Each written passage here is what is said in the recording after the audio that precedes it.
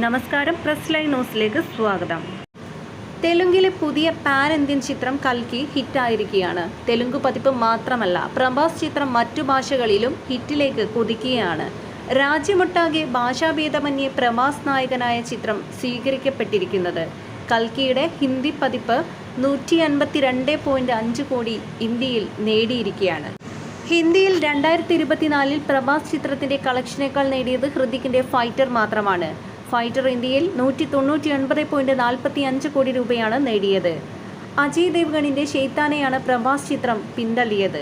ഷെയ്ത്താൻ ഇന്ത്യയിൽ നിന്ന് 149.49 കോടി രൂപയാണ് നേടിയിരിക്കുന്നത്.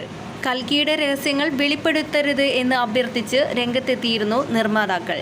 സിനിമയെ നമുക്ക് വിലമതിക്കാം എന്നായിരുന്നു ചിത്രത്തിന്റെ നിർമ്മാതാക്കൾ പുറത്തുവിട്ട കുറിപ്പിൽ വ്യക്തമാക്കിയത്. കലാസൃഷ്ടിയിൽ നമുക്ക് മതിപ്പുണ്ടാകണം. അപ്ഡേറ്റുകളിൽ സ്പോയിലറുകൾ നൽകരുത്.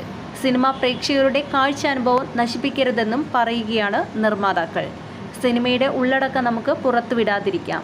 സിനിമയുടെ വിജയം നമുക്ക് ഒന്നിച്ച് ആഘോഷിക്കാം എന്നും നിർമ്മാതാക്കൾ കുറിപ്പിൽ വ്യക്തമാക്കുന്നു. ദേശീയ തലത്തിൽ അംഗീകരിക്കപ്പെട്ട പ്രശസ്ത തെലുങ്ക് സംവിധായകൻ നാഗ് അശ്വിൻ്റേതാണ് പ്രഭാസ് നായകനായ കൽക്കി. ദീപിക പദുക്കോൺ നായകനാകുമ്പോൾ പ്രഭാസ് ചിത്രത്തിൽ മറ്റു പ്രധാന വേഷങ്ങളിൽ ഉലകനായകൻ കമൽഹാസനൊപ്പം അമിതാഭ് ബച്ചനും എത്തുന്നുണ്ടെന്നതും ആവേശത്തിലാക്കുന്നു.